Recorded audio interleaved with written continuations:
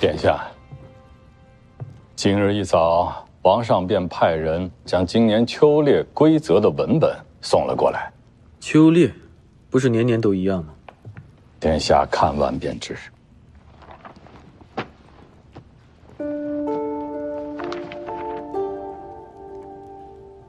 这哪里是秋猎，根本就是一次大考。准确的说，是一次选婿的大考。这位凤家家主，面子确实不小。本次秋猎的规则改动极大，整个猎场分成3个入口，参与之人每人可带亲兵10人，分别进入，为的就是要看3位殿下分庭而治。其次，一改往年以猎物多少论胜败之法，将猎物分成了3、6、9等，山鸡、野兔等小兽为丙等，猎得一只得1分；野鹿、山羊等大兽为乙等，猎得一只得5分；豺狼等凶兽为甲等，猎得一只得10分；长空之鹰为优等，猎得一只得15分。为的便是考验3位殿下的算计了。而且皇上还规定，献礼之人还需想好献礼之词，这又成了一道文笔。不愧是凤家家主出的考题，这位凤七无倒聪慧得很。比起凤家背后的势力，凤七无自身的价值恐怕更高。两者结合得他青睐，便真成了凤七之梧桐，天下可依之之。所以殿下，今年秋猎又该如何表态呢？山不厌高，海不厌深，也是时候了。沛城铁家于1日前惨遭灭门，这应该是断魂门最新下手的对象。我们兵分2路，试一试能不能发现什么线索。知道了，知道了，知道了。无论有没有发现，天黑之时，在城东的仙衣客栈门口。是。公子，他回到天双门了吗？是的，风姑娘已经到达天双门了。只不过，最近江湖上有些不太平，炼阳门、落雁门、轩辕宗等10个江湖门派，全都被断魂门给灭门了。落雁门有人逃出，已经向天双门求援了。还真是阴魂不散。你派人盯紧他们。是。等等。另外，派苍衣去盯着点天双门。作为正派首领，他们应该不会坐视不管，跟着他们，也许会有更多的发现。明白。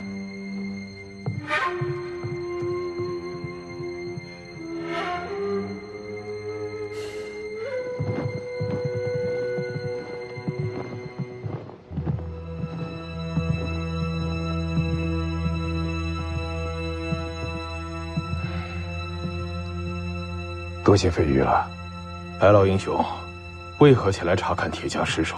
江湖上突然出现了一个神秘的势力，名为断魂门。这段时间，在江湖之上屡行杀伐惨案。我带天双门众人下山，为的就是调查清楚这事儿。铁家灭门，似乎也和你们有关，所以才特意前来查看。铁家满门尸首，皆在此了。查看下。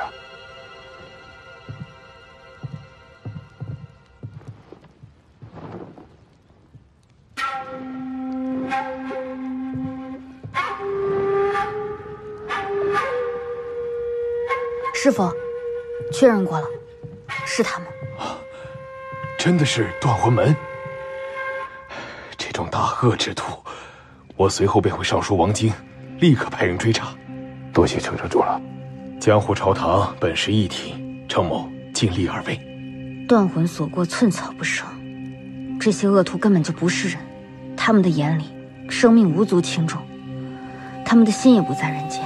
所谓地狱空荡，魔在人间，这些恶人一日不除，就会有更多的人死，也会有更多的惨案发生。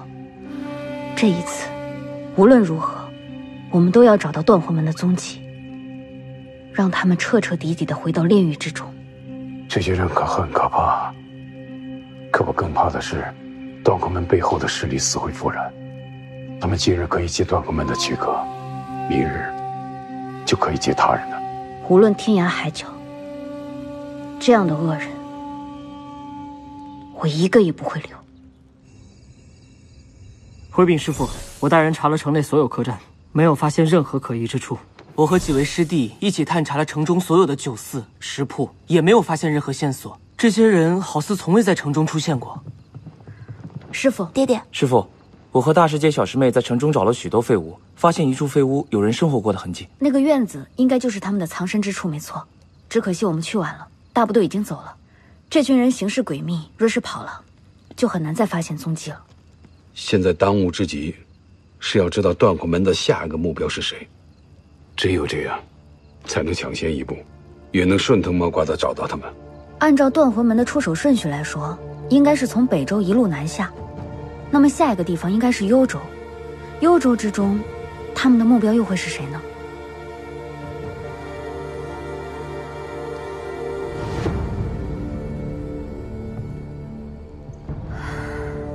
他们真的只是自北向南而下，那他们是什么目的？断魂门的这些人到底想做什么呢？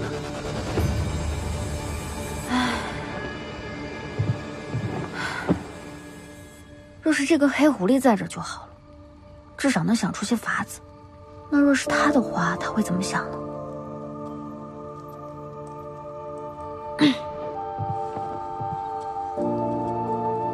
要想知道问题所在，就必须要去伪存真。断魂门之流，宵小之辈行事，绝非无用之功。其所行必有深意。我模仿起他来，倒是有那么几分神韵啊。唉，道理都会说，可他们的目的到底是什么呢？他们的目的绝不是趁火打劫。石家，这石家不对，是11家。11家惨遭灭门，这绝不仅仅是个巧合。韩家、铁家、落雁门、岳阳门，他们的目的就在这些宗门之内。这几个门派毫无关系。这些门派里一定有他们的烟雾弹。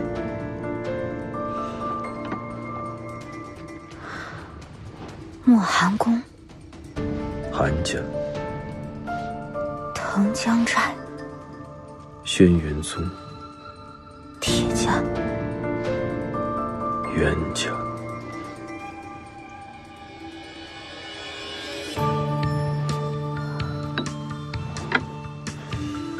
那只黑狐狸说过，断魂门是为了韩家的药方才将他们灭门。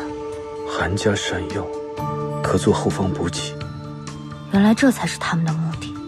轩辕宗擅长布阵，可以行军；铁家善野，加上断魂门的背后势力，他们想要的不仅仅是江湖。断魂门是要造出一支强兵。如果按照这个逻辑来推的话，他们下一个目标是谁啊？冀州马家。钟离，殿下有何吩咐？立刻让苍衣传讯给风息，就说断魂门的目标是冀州的马家，请他们速去驰援。另外，让冀州分舵的人随时赶去支援。是。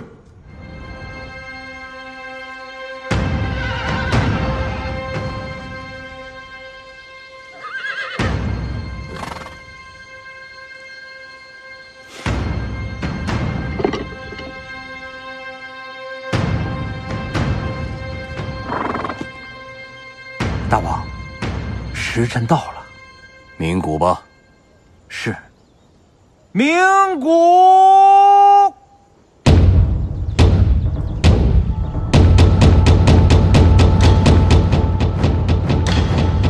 驾！撤！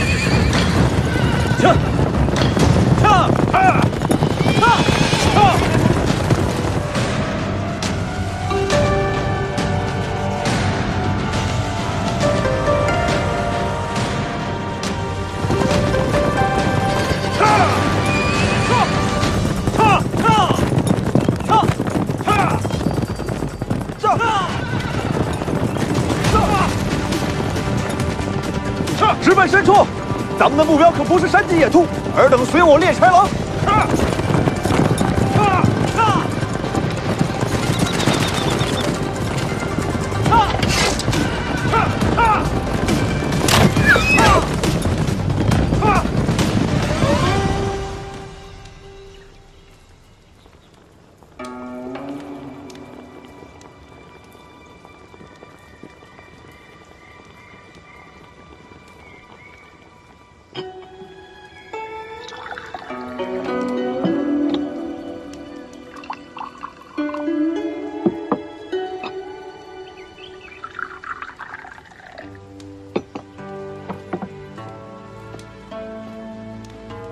殿下，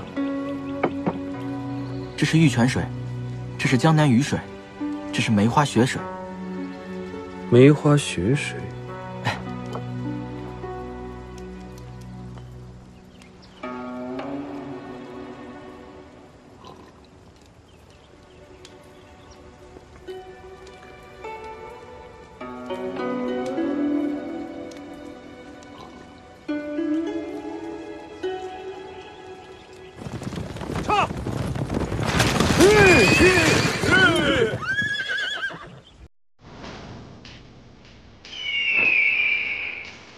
今日运气不错，居然碰到一只优等海东青。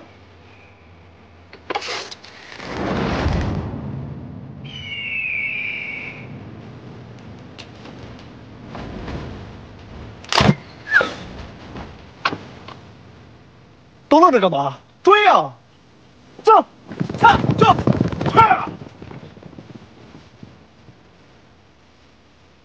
穿云穿雨，你们去吧。是。撤！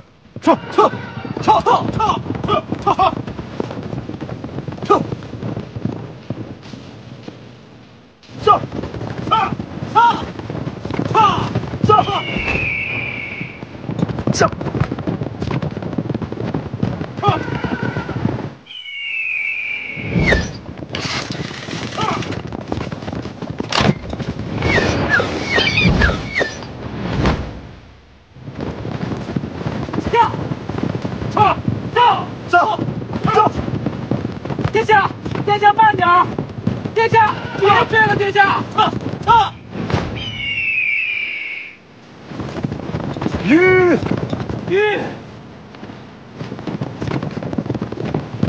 殿下，咱别为了这几只海东青啊，放弃了整片猎场啊！走。小姐，没想到这些公子们的剑法还不错。侍卫们不知事先放了多少头黄羊兔子进去，又都是在圈里养的傻了的。若是换了你上去，说不定还能百发百中。小姐若想下场，只怕这里半数少年都不是您的对手。老夫还是要多句嘴，今日您来这里选夫才是正事。我倒是想选，可您单子上列的那几位，又有哪个配得上凤氏家主之夫呢？其实小姐主要是看主上的那几位公子，他们都也在猎场中呢。咱们凤氏啊，是雍州重臣里的头一号，要不是打老家主那一辈起出镇西疆，祖上也是经常跟6州王室联姻的。世家子弟能干的嫡长，未必愿意入赘凤氏。但若是你成了未来的世子妃，对我们凤氏那是有百利而无一害的。更何况那3位公子，也都是堪称人中龙凤。是吗？那位是长公子吧？生的倒是挺俊秀，不过你看他在做什么？为猎到鹿王，不惜用右路做饵，当真是心狠手辣。我若是嫁了他，指不定哪天要死在他手里。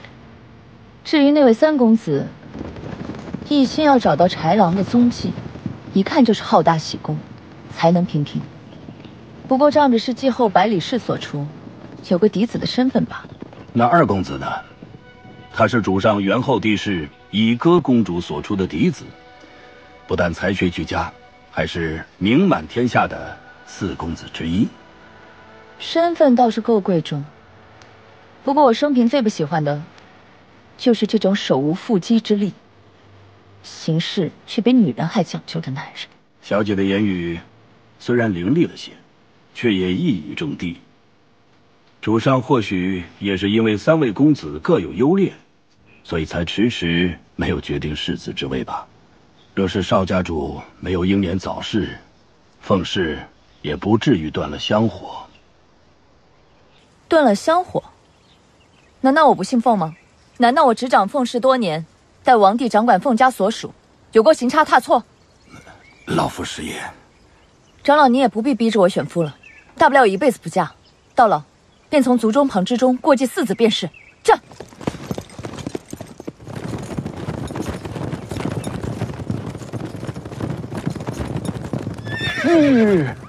大哥，还是你会享受啊？要不要一起喝杯茶？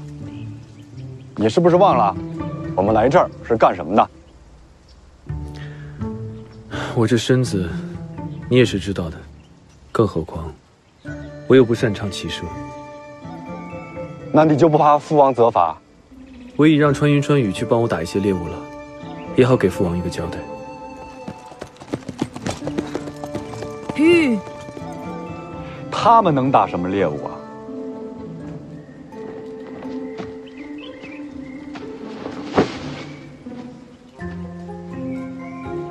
别让风举知道啊，免得他又去父王那里说三道四。啊，一会儿你也骑上马装装样子，但别骑太快，免得你哮喘病犯了。走了，驾！去！这个大公子也不是一无是处，倒是讲究兄弟之情。这。殿下，时辰差不多了。海东青到了吗？应该是到了。希望三弟喜欢我送给他的礼物。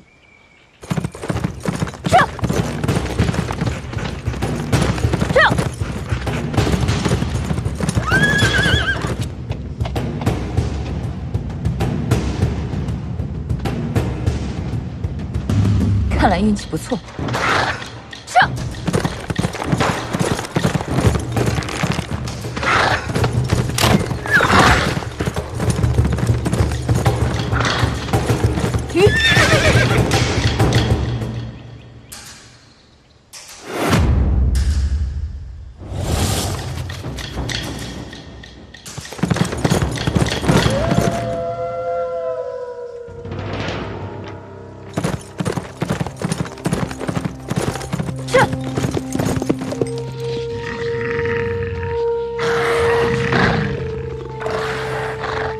没想到你们也会用计，合围之局虽然不错，可惜你们有一只太弱了。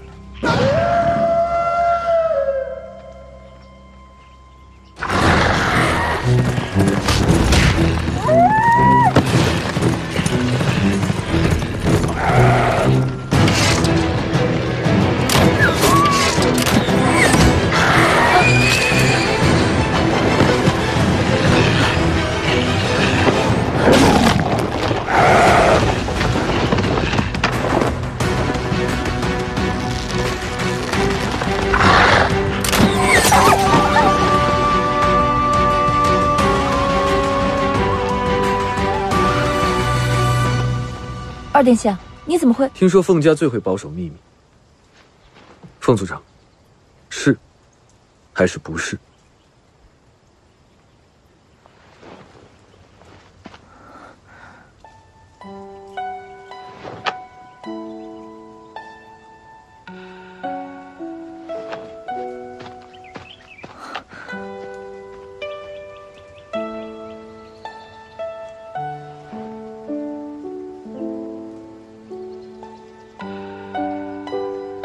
家主，家主，这些都是你杀的？是。哎呀，你这也太冒失了吧！主上传讯，让你去管理台。我知道了，把这些猎物都带走吧。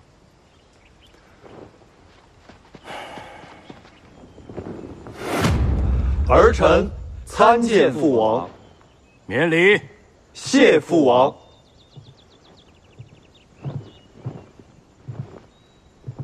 我大雍以弓马起家，昔日里先祖追随威烈帝东征西讨，立下汗马功劳，才有了我雍州这方天地。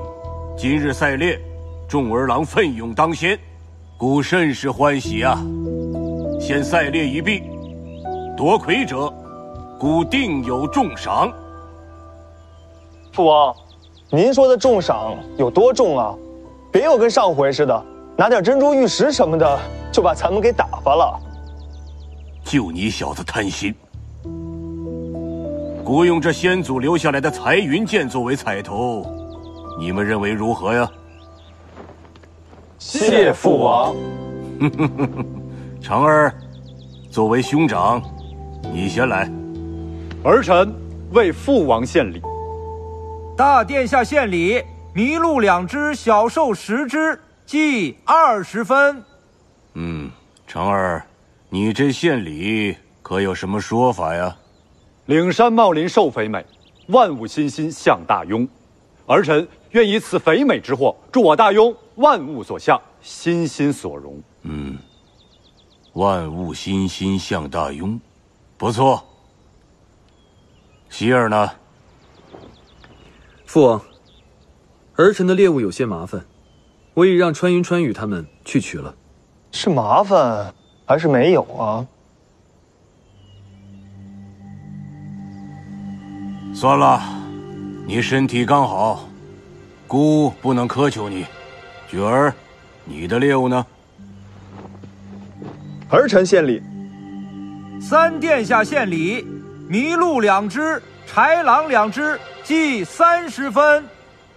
父王，儿臣这献礼也有一奖。林中只见狼追鹿，搭弓箭起皆可收。儿臣祝我大雍兵强马壮，五运亨通。好，极好。谢父王。看来是我赢了。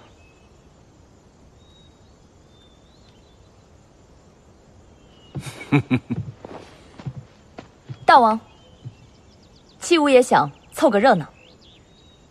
哦，凤家凤七武献礼豺狼4只，计40分。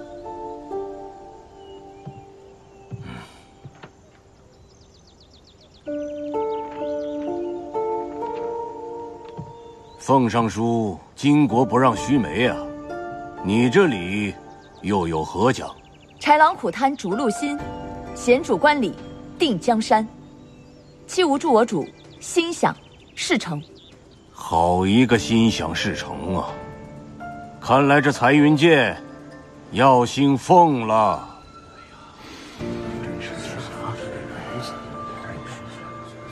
二殿下的献礼还没到吗？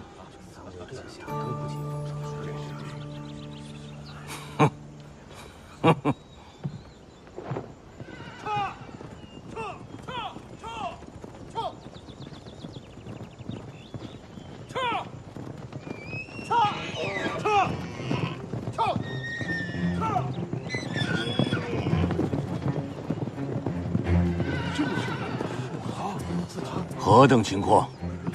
儿臣的献礼来了。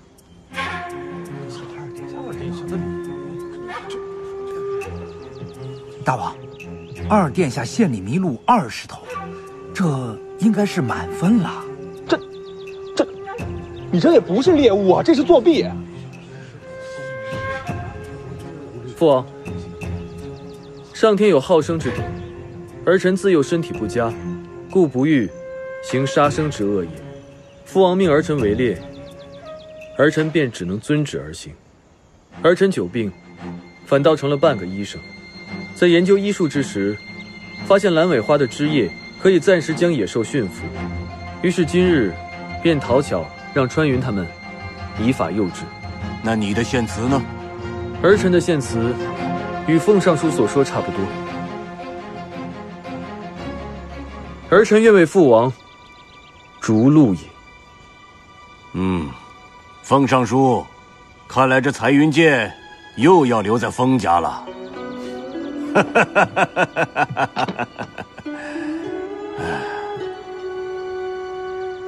希儿，姐姐，谢父王。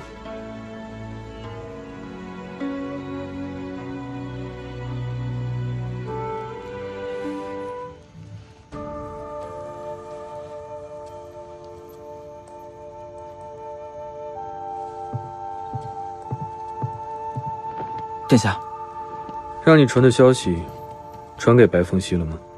信没传到，风姑娘离开沛城了。不过根据各地据点来报，天栓门一行人正在前往马王堡。原来他和我想的一样。凤家果然传来消息了。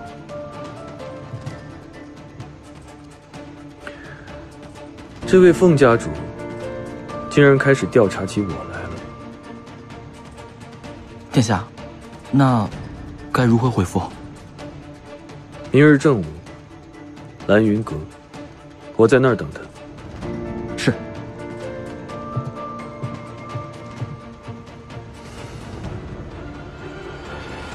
看来这次我们抢在了断魂门的前头。根据铁匠发现的情况，断魂门一定会派人盯着马家。若是有一丝的风吹草动，都会通知他们。如今之计，只能提前做好防备，请君入瓮。断魂门出动多少人马，我们并不知道。我们这些人空有不足，既然是布局，便需要马家的配合。只有这样，才能阻止断魂门的阴谋。师父，我倒是有一个法子，不知可行不可行。说。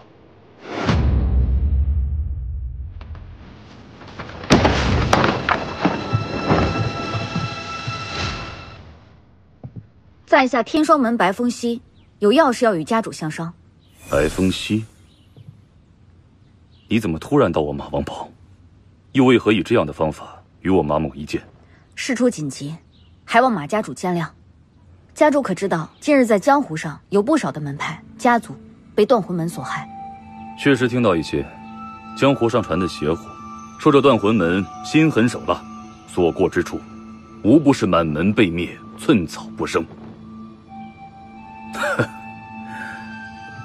我明白了，风女侠放心，我马王堡也是江湖正道，自然不会坐视不理。如有需要，我马家绝对不会袖手旁观。马家主深明大义，仗义豪爽，佩服。不过我此次前来，却不是为了求援。不是求援？那你来干什么？我们怀疑断魂门下一个英灵虎视的目标，便是马家。风女侠为何觉得断魂门会对我马家图谋不轨？断魂门凶残至极，所行之事皆由利起。此次的灭门案中，有不少的门派被灭了门，那是因为断魂门固摆疑阵。其实他们真正的目的，是韩家、铁家、轩辕宗，还有你们马家，为的就是要集齐兵、药、阵、马四大绝学，秘密集齐一支军队，到时候以夺天下。本以为只是江湖争斗，可没想到竟然誓摄天下。风女侠又是何意呢？我师父已经在外做好布防，还望马家主跟我们一起，里应外合。风女侠是要拿我马家当饵？没错。好，当饵又何妨？只要能把这断魂门给灭了，我马家一定全力配合。更何况，这断魂门要是在我马家吃了瘪，我他娘也能扬眉吐气不是？那就多谢马家主了。殿下，风家主已经出发了。我们也出发吧。是。殿下，殿下，为何如此慌张？大殿下来了，看样子来者不善，环姐姐在前面拦着，估计是拦不住，所以让我来通报一声。我来看我亲弟弟，还需要你们这帮下人通报？见过大哥。大哥今日前来，所谓何来？所谓何来？你何必装痴卖傻？关大哥冷眉冷眼，莫不是来兴师问罪的？秋烈之事，你总是要给我个解释的，昨夜我便想来寻你问个清楚，但念及你身体不好，舟车劳顿，我才憋到了今日。原来大哥是怪我出了风头，小弟给大哥赔罪了。栾溪，大哥在你眼里就是那等金明度能之辈吗？我只是恼你为何不早告诉我，要欺瞒于我？大哥，我何时骗你了？秋猎之时，我早告诉大哥，穿云穿雨，他们去为我准备猎物了。可是你也没说怎么准备啊。大哥，你也没问呢。好你个小子，敢跟大哥顶嘴了。那好，我再问你，上次你不在温泉宫，又去了哪里？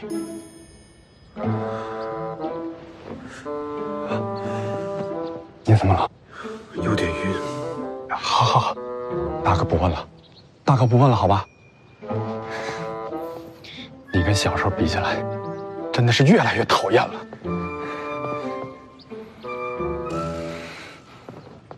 越来越讨厌了。再怎么讨厌，你还是我大哥。那日大哥相助，小弟还没来得及道谢。这份谢礼早就为大哥准备了，我正要过去送给大哥呢。算你小子有点良心，以后你可要小心了。风举这个人嫉妒心强，你此次在猎场上又拔得了头筹，说不定日后他又要怎么去害你。大哥不看看我的礼物吗？你送的总不会差，就算差了，我也喜欢。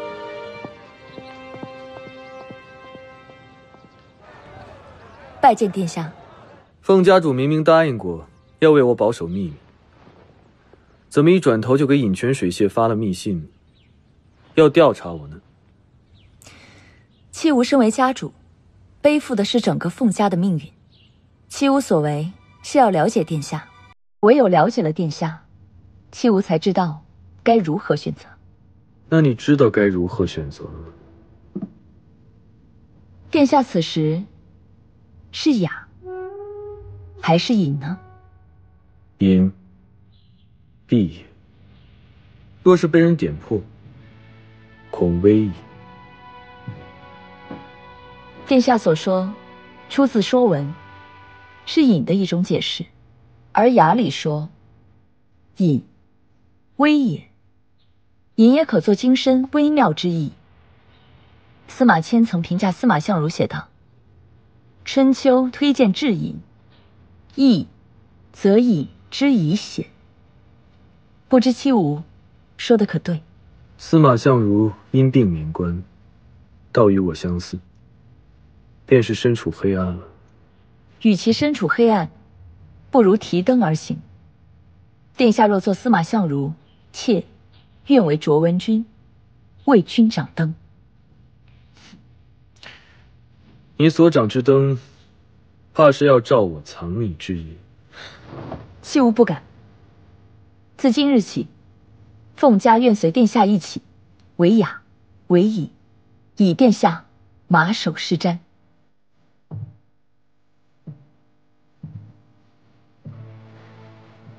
今日既已坦诚相见，便也是我的诚意。定不负殿下。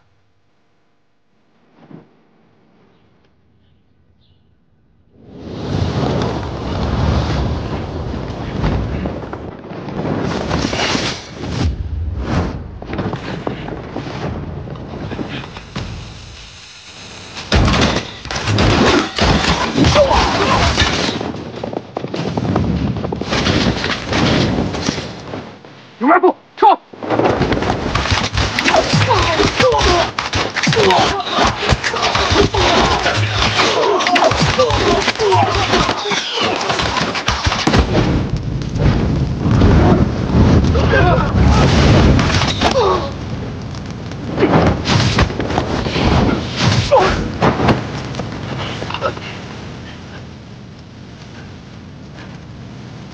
今日我等孙班，他马家必亡。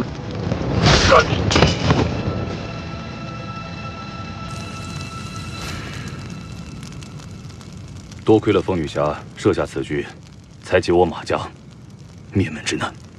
此难虽解，断魂门的目的没达到，绝对不会善罢甘休，恐怕还会卷土再来。我已命人通知昭城城主，到时候冀州守军也会来相助。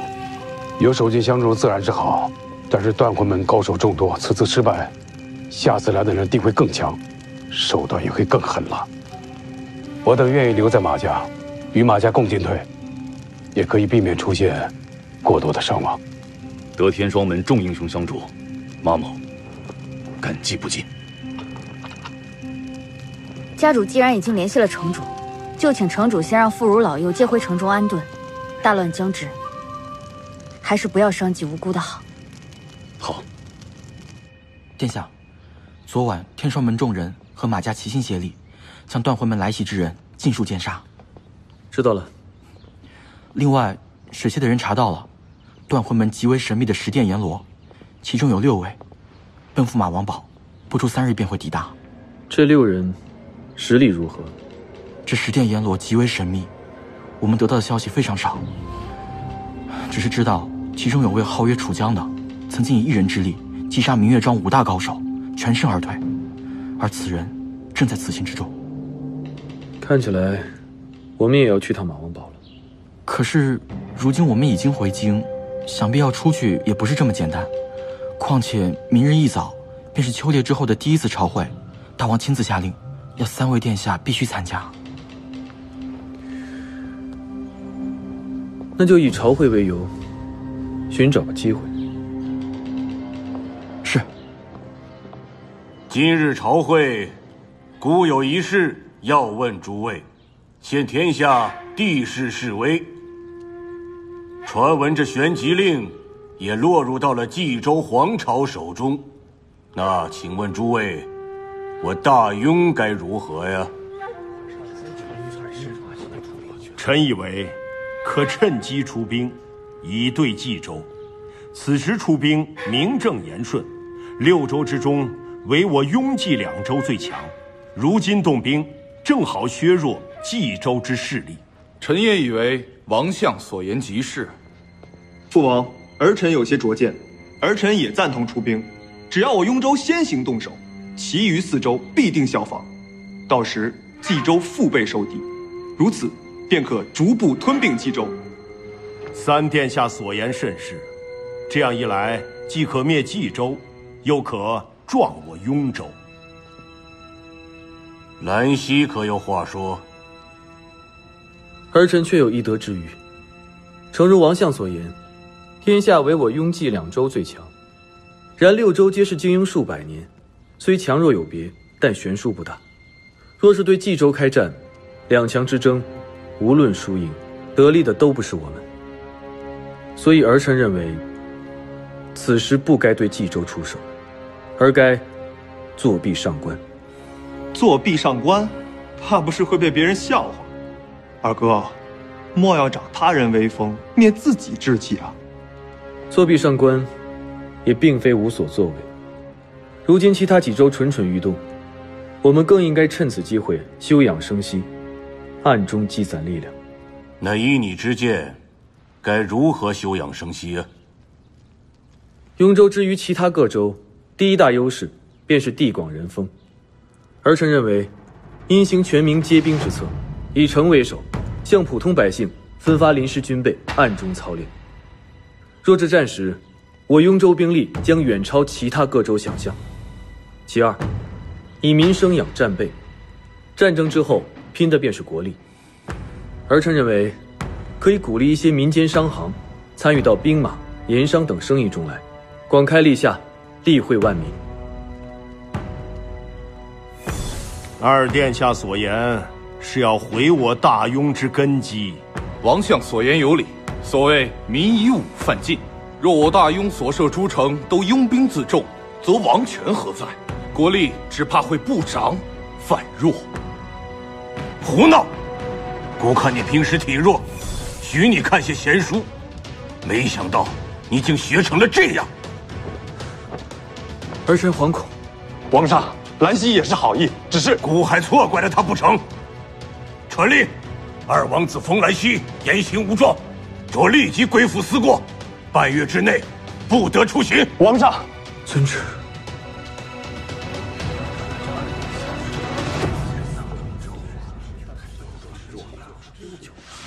风兰溪一向自诩聪明，想不到这次居然出了这么大的丑，哼，真是大快人心。二殿下怎么能和您相比呢？奴才私下里打听过了，二殿下生的是痨病，估计是没个几年好活了。冯长，你干什么？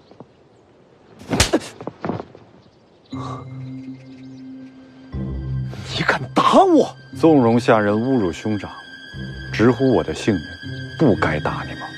怎么，想去告状吗？去告吧，明日我便让御史参你一个不敬嫡兄的罪名。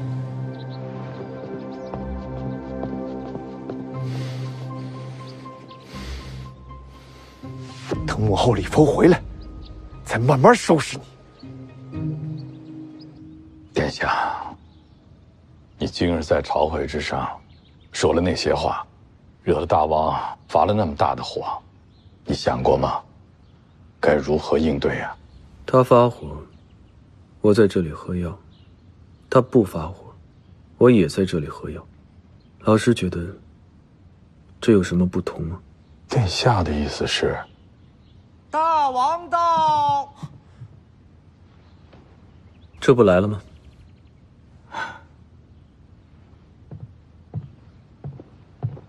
儿臣给父王请安。免礼。是。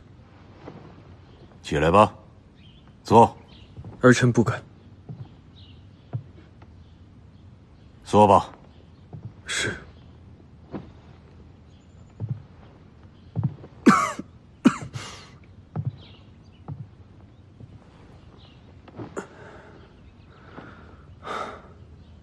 猜得姑要来。父王知道儿臣今日在殿中受到惊吓，前来探望，自然顺理成章。哦。不过，儿臣自打15岁迁出宫来，父王还是第一次来到儿臣府中。这些年姑忙于政事，有些忽略了你。不过还好，你虽然身子骨像你娘，有些先天不足，可在才智方面，你还是像姑的多些。谢父王谬赞。今日在朝堂上你所说的那些，的确有些道理。但你可知，当年大东建国分封6州，便与你所说的相似，而后的结果你也看到了，6州强，地势弱，这你如何解析啊？儿臣此法，并非和大东如出一辙。大东之危，核心乃是分权，6州各治，地势命令难以通达各州，才会造成如今的局面。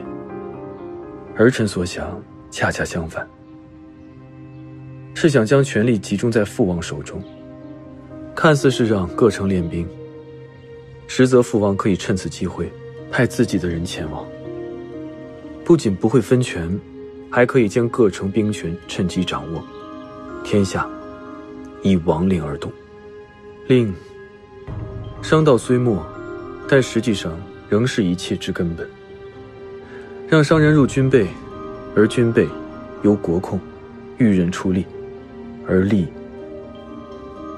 归王室。帝王之术，乃父子相传，不为外人道。其实姑并没有责怪你的意思，只是对那帮老臣而言，你的那番话似乎是过于凌厉了些。姑骂你，实则是保全你。儿臣明白。好好养病，等你痊愈之后，姑对你有大用。父王有所差遣，本不该不从，只是儿臣身子一向不好，今日也确实受到了些惊吓。既然如此，那就在府中好好养一阵子吧，一切等好了再说。姑会下令，不让外人打扰你。多谢父王恩赐。好好养着。你是姑最年长的嫡子，姑对你的期望确实很大。恭送父王。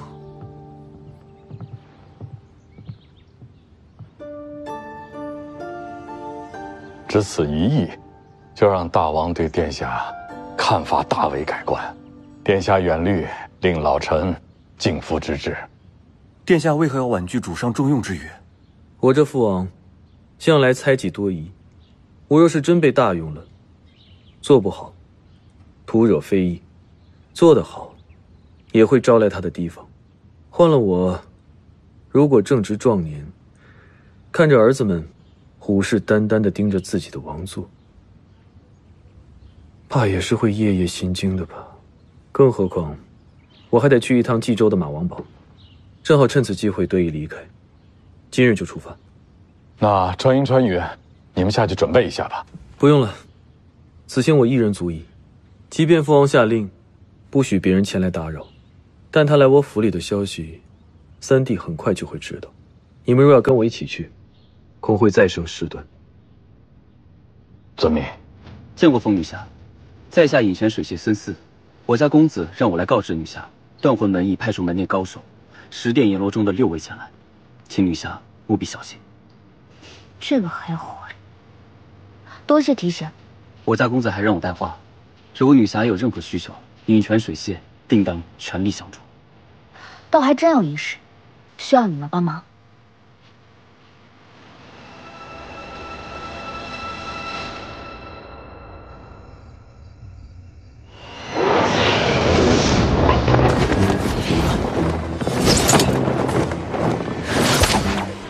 这么大阵仗，各位真是辛苦了。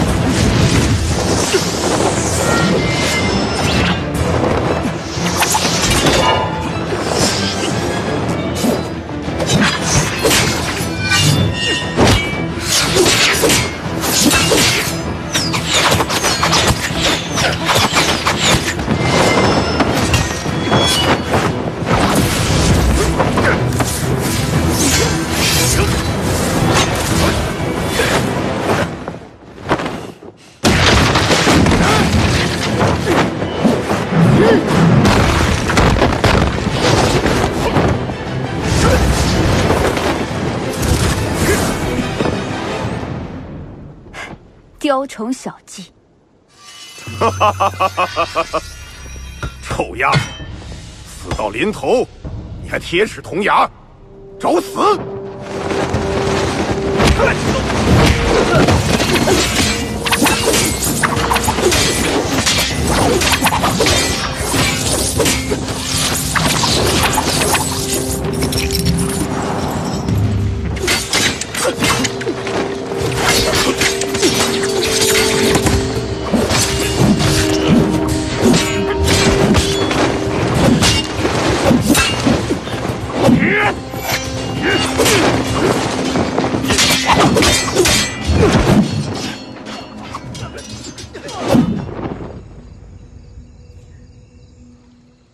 有劳望将军，敌人已全部剿灭，马家老少全部安全。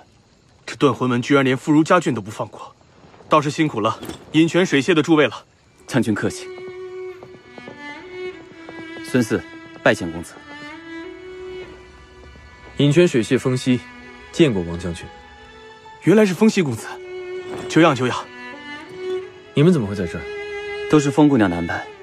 她断定断魂门会对家眷下手，便让我带领水榭众人在此埋伏，等与公子会合后，再一起前往马王堡。没想到这一次，他竟然把我也瞒住了。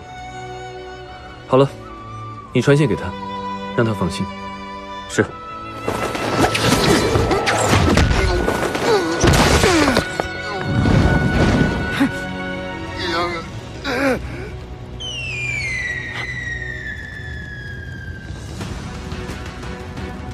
你们派去招城的人已经回不来了，你以为是你们算计了我，殊不知是你们中了我的圈套。没想到吧？干坏门主的好事，今日你必死！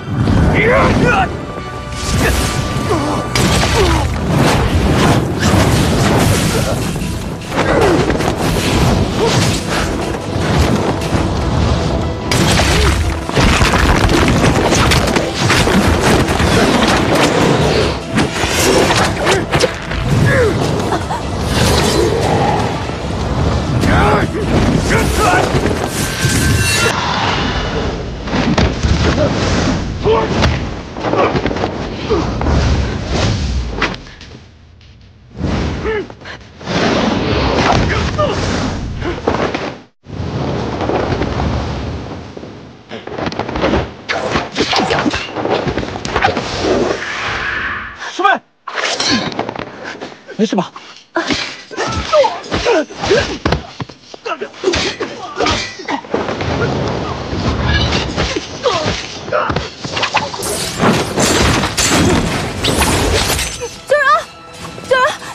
没事，我们修家的男人只要不死，绝对不会让身边的女人受伤。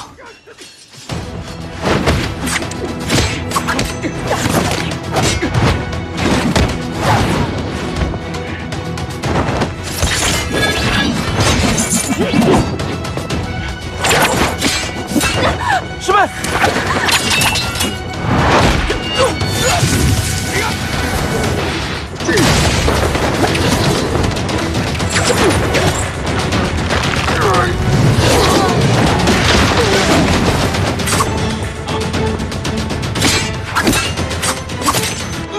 师傅，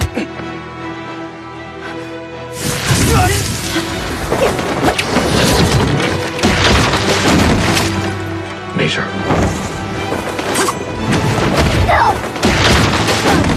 师傅，服下来，赶紧服下，没事吧？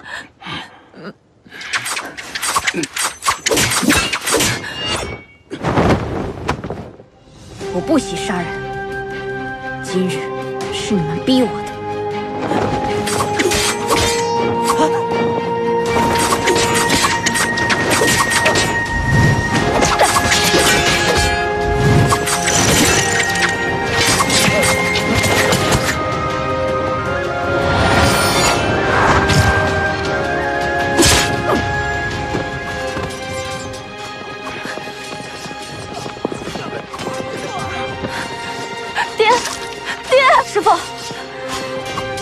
师傅，老华，赶紧护送师傅离开。师姐，你也有伤，我的伤不碍事，快走，快走！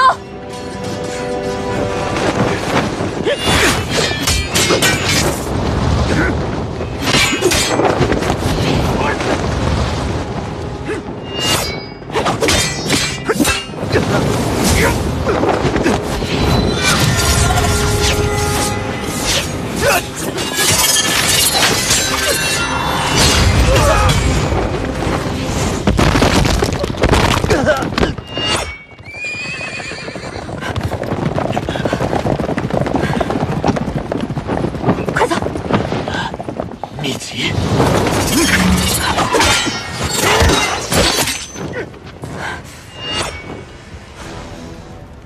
今日你杀了我的兄弟，我必须要替他们报仇。好啊。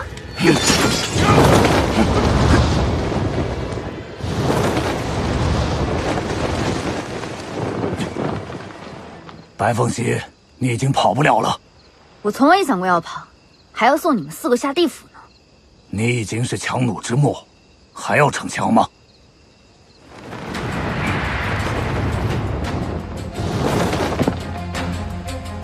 黑狐狸，我可等你多时。你是黑风息，你不要多管闲事。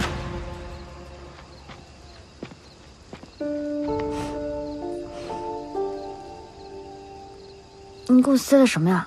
送你一程的毒药。乳汁砒霜，我之蜜糖。这毒药味道不错。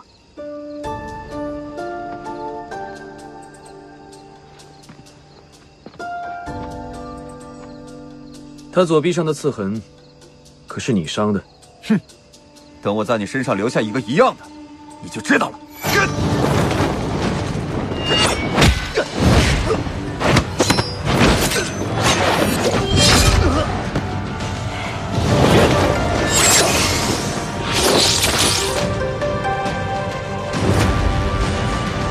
我正找你，他受的丝线划痕，我还给你。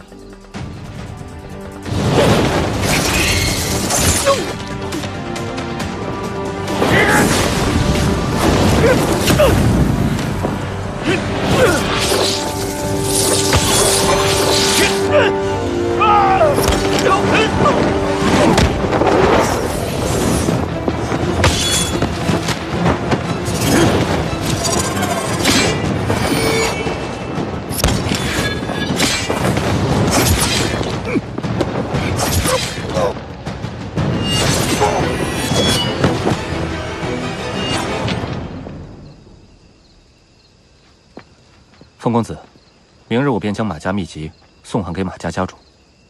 玉公子怎么在此？玉公子，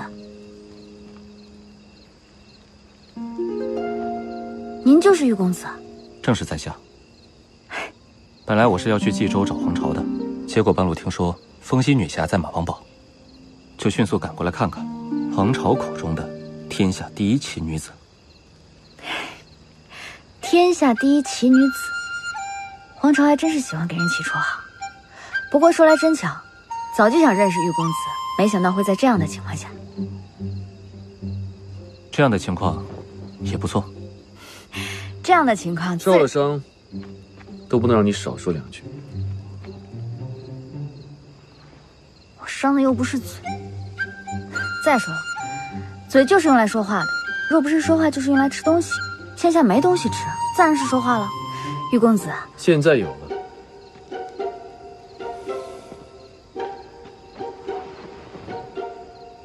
这是什么？打开看看。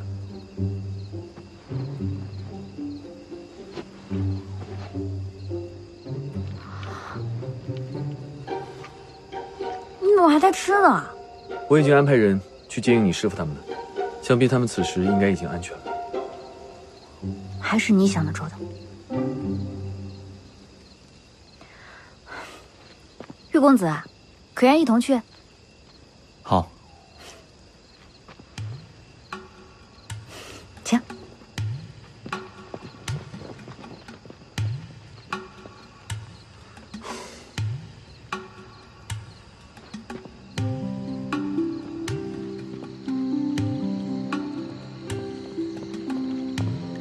受了伤就好好休息，还跑出来做什么？我来是感谢你的，既然这样的话，那就算了。哎，等等，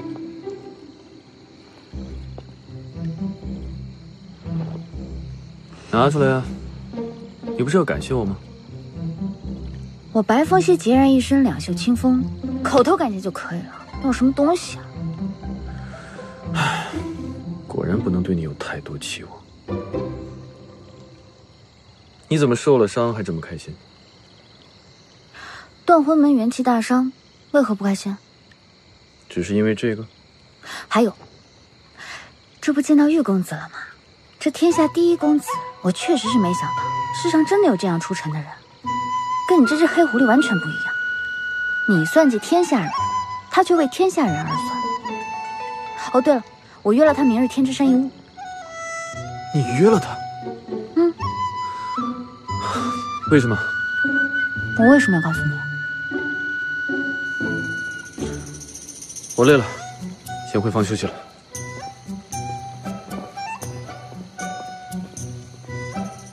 黑狐狸今天怎么感觉有些奇怪？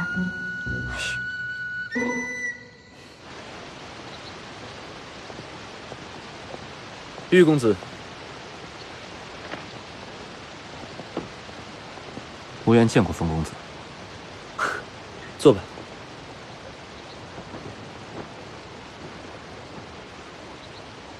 没想到玉公子对此物感兴趣，莫非是买来送与心上人的？风公子见笑了，无缘孑然一身，哪来的心上人？只是无缘见到此物的时候，忽然想到了最近结识的一位友人。这朵珠花虽然不是什么名贵之物，但却简单雅致，所谓礼轻情意重。而这位友人，风公子应该比无缘更熟悉，毕竟风公子与他齐名了近10年。哦，难道玉公子所说的友人是白风息？如果是他的话，我劝公子还是不要送。你若送给了他，他定会拿来换酒。不愧是黑风白皙啊，不仅齐名，还互相了解彼此。虽然我与风姑娘只是匆匆见了一面，但是不难看出，她是一个洒脱之人，做事只求自己心安，开怀。看来玉公子可以说是他的第一知己了。在下不敢当。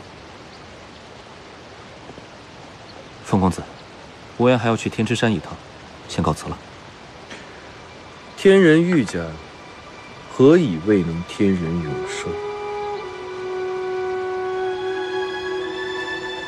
告辞。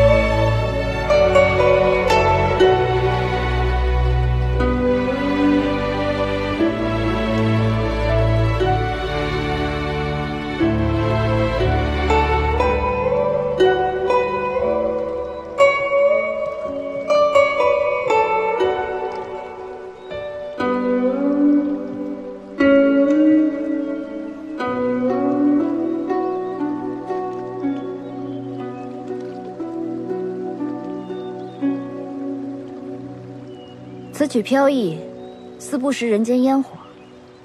我听着，就仿佛已经到了碧落山上，采花为食，穷泉为饮，摘瑶果，渡山路，踏流霞，戏青云。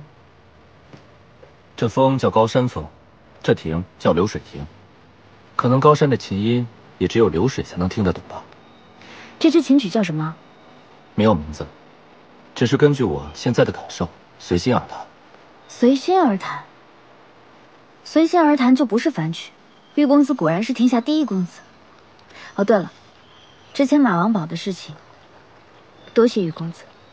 凤姑娘，我与黄巢本就是好友，而此事又发生在冀州，无言就应该管。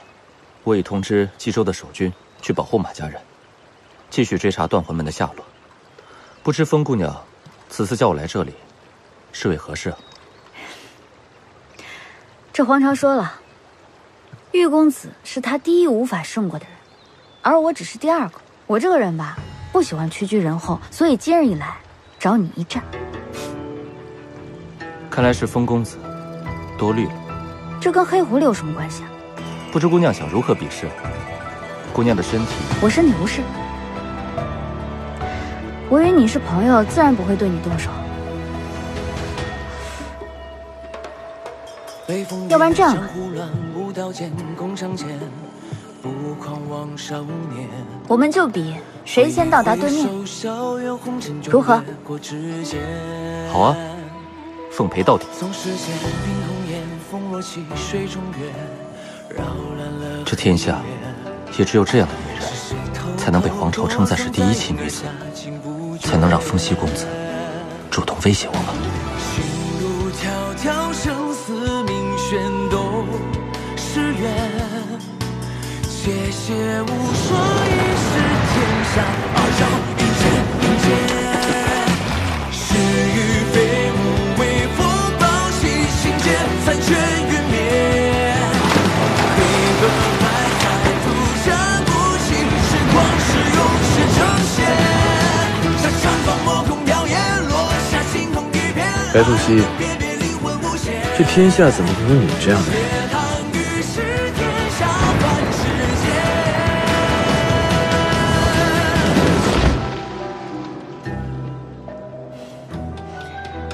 没想到打了个平手，这应该是最好的结果吧。天清无尘，日缩若金，酒斟时须满10分，浮名浮利，虚苦劳神，叹息中居，池中火，梦中身。只有会当凌绝顶之时，方有小天下之意吧。虽报文章，开口谁亲？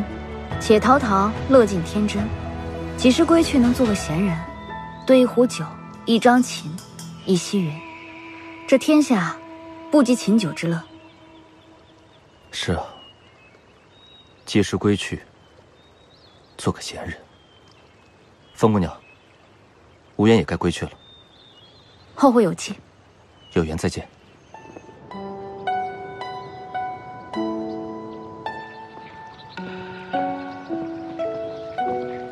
师姐，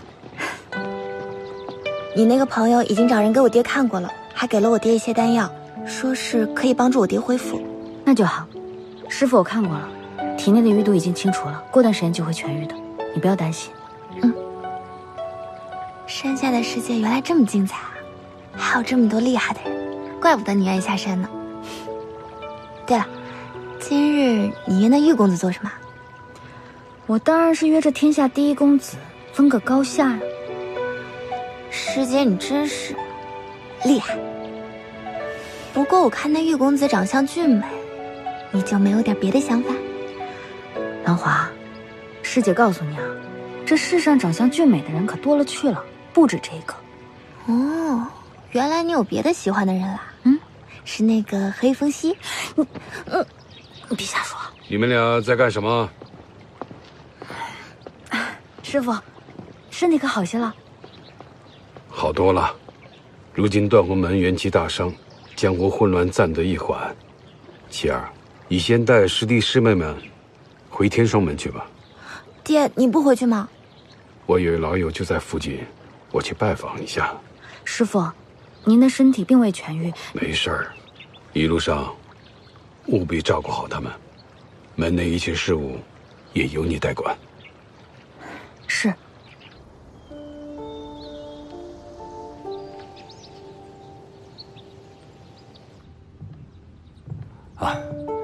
家主，今日早朝，王上的旨意到底是什么意思啊？大殿下入吏部，2殿下入工部，3殿下入户部参赞，这意思还不明显吗？大王是要考察3位殿下，一个是长，一个是元嫡，一个的亲娘现在正位中宫，所以也只能从弦上来论了。工部的差事苦啊，3殿下的户部倒是个好地方。莫非王上更看重3殿下？天将降大任于斯人也。那我们去一趟2殿下府上吧。好。祝贺殿下。工部刘侍郎似乎也是你奉氏一派。今晚天黑之前，他就会把相应卷宗送到2殿下府上。跟聪明人说话就是省事。3殿下选择了户部，自以为得计，可惜户部的百里尚书是他的母舅，就算办差有功，也算不到他头上。可若是有什么失误，丢的就是整个百里氏的面子。户部吏部也有我的人，殿下若是想……不必，那样太着痕迹了。相反，我还想请奉尚书方便之时，能略助我大哥一二。难道是因为先王后抚养过大殿下一段时间，殿下就当真与他手足情深了？世子之争，可容不得半点闪失。小时候，大哥对我照顾有加，所以无论争储之位如何的惨烈，他都永远是我兄长。我要对付的人，只有风举。那就提前恭祝殿下在工部鲲鹏万里。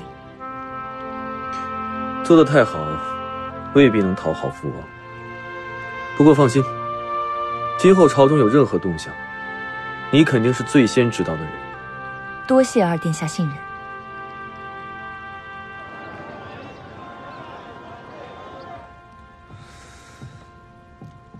殿下，殿下！